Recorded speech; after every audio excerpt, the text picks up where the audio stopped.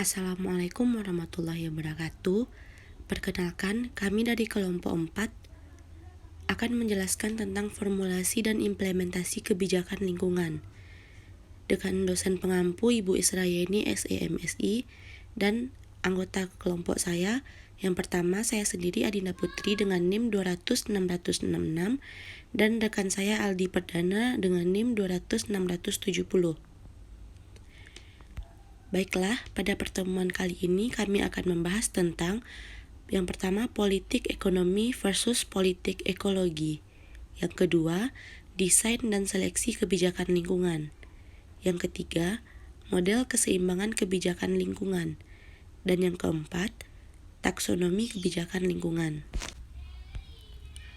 Selanjutnya, studi tentang ekonomi politik berfokus pada 3 bidang utama. Yang pertama, studi interdisipliner. Dari sudut pandang interdisipliner, ekonomi politik berfokus pada ekonomi sosiologi dan ilmu politik untuk memahami bagaimana sistem ekonomi, institusi politik, dan lingkungan saling mempengaruhi. 3 bidang studi interdisipliner ini meliputi model ekonomi dari proses politik, ekonomi politik internasional dan bagaimana pengaruhnya terhadap hubungan internasional, dan alokasi sumber daya dalam sistem ekonomi yang berbeda. Yang kedua, politik ekonomi baru. Bidang ekonomi politik baru memperlakukan kebijakan ekonomi sebagai keyakinan atau tindakan yang harus didiskusikan lebih lanjut daripada sebagai kerangka kerja yang perlu dianalisis. Ini menyatukan ideologi ekonomi klasik dan kemajuan baru di bidang politik dan ekonomi. Pendekatan tersebut menolak cita-cita lama tentang agensi dan kepentingan negara dan pasar, bertujuan untuk mendorong perdebatan politik tentang keinginan dan kebutuhan masyarakat. Yang terakhir, politik ekonomi internasional. Kajian ekonomi politik internasional juga dikenal sebagai ekonomi politik global, menganalisis hubungan antara ekonomi dan hubungan internasional. Ini menggunakan ide-ide dari ekonomi sosiologi dan ilmu politik. Ekonomi politik internasional berfokus pada bagaimana negara dan institusi menggunakan interaksi ekonomi global untuk membentuk sistem politik. Selanjutnya mengenai politik ekologi. What is political ecological politik? Politik ekologi adalah cara pandang dalam memahami persoalan hubungan antara manusia dan lingkungan. Cara pandang ini banyak dipengaruhi dari pemikiran neo-Marxian tentang underdevelopment sebagai kritik dari pendekatan Malthusian dan kultural ekologi selama ini. Oleh karenanya, cara pandang politik ekologi ini lebih menekankan bahwa persoalan lingkungan bukan semata-mata disebabkan oleh persoalan internal dalam lingkungan tersebut, tetapi karena pengaruh tekanan politik dan ekonomi.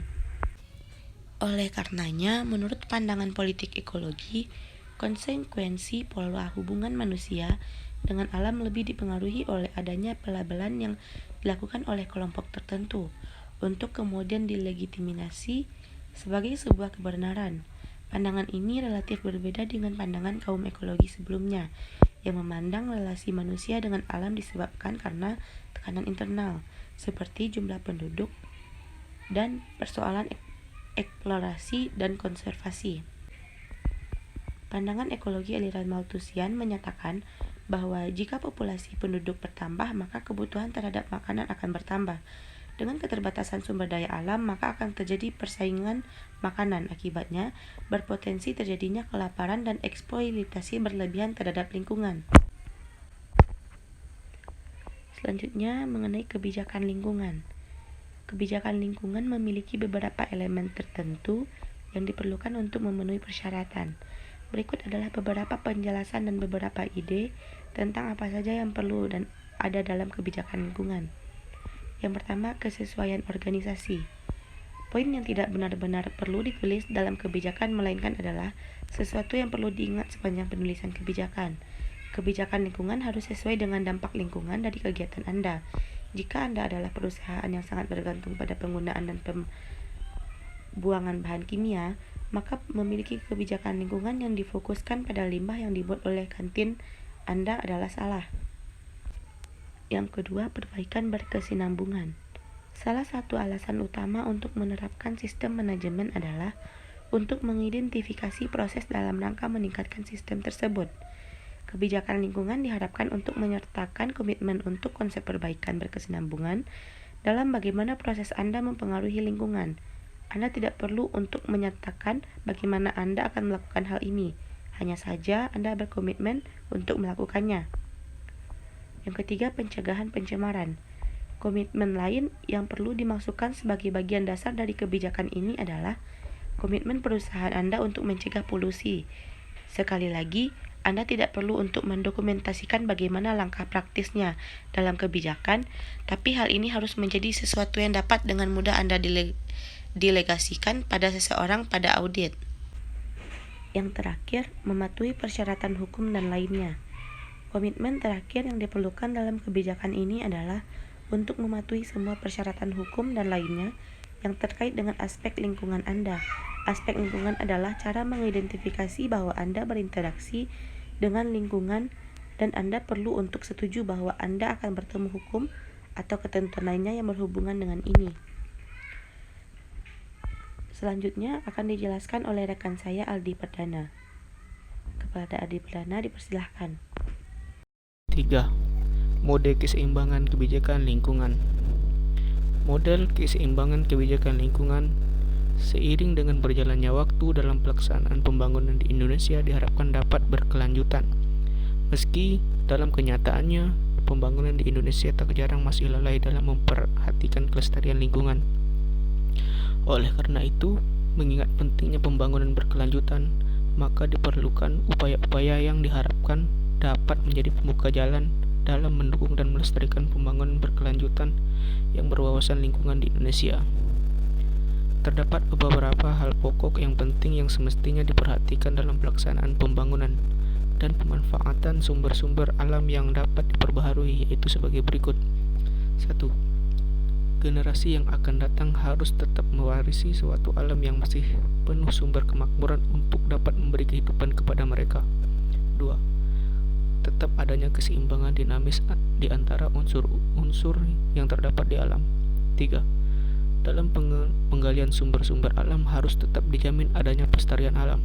Artinya, pengambilan hasil tidak sampai merusak terjalinnya outregenerasi dari sumber alam tersebut.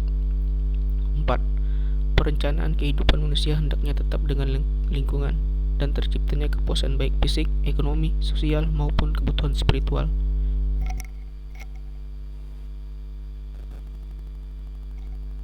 4. Taksonomi kebijakan lingkungan. Taksonomi kebijakan lingkungan strategis guna memperhatikan pembangunan berkelanjutan yang tidak mengabaikan kelestarian lingkungan. Selanjutnya, selain beberapa hal pokok yang peran pemerintah di atas, masyarakat pun memiliki peran dalam pembangunan berkelanjutan yang berwawasan lingkungan. Masyarakat dalam memberi saran atau pendapat terhadap dokumen AMDAL. Di samping itu, masyarakat pun diharapkan dapat turut serta aktif dalam memelihara kelestarian lingkungan. Sejalan dengan hal itu, sumber daya alam menjadi milik bersama akan lebih terpelihara kelestariannya. Di saat seluruh masyarakat memahami dan memeliharanya, usaha-usaha pelestarian lingkungan kehidupan merupakan tanggung jawab kita bersama. Dalam hal ini, usaha pelestarian lingkungan hidup tidak hanya merupakan tanggung jawab pemerintah saja, melainkan tanggung jawab bersama antara pemerintah dengan masyarakat. Pada pelaksanaannya, pemerintah telah mengeluarkan beberapa kebijakan yang dapat digunakan sebagai payung hukum bagi aparat pemerintah dan masyarakat dalam bertindak untuk melestarikan lingkungan hidup. Kebijakan pemerintah. 1. Undang-Undang Nomor 4 Tahun 1982 tentang ketentuan-ketentuan pokok pengelolaan lingkungan hidup. 2.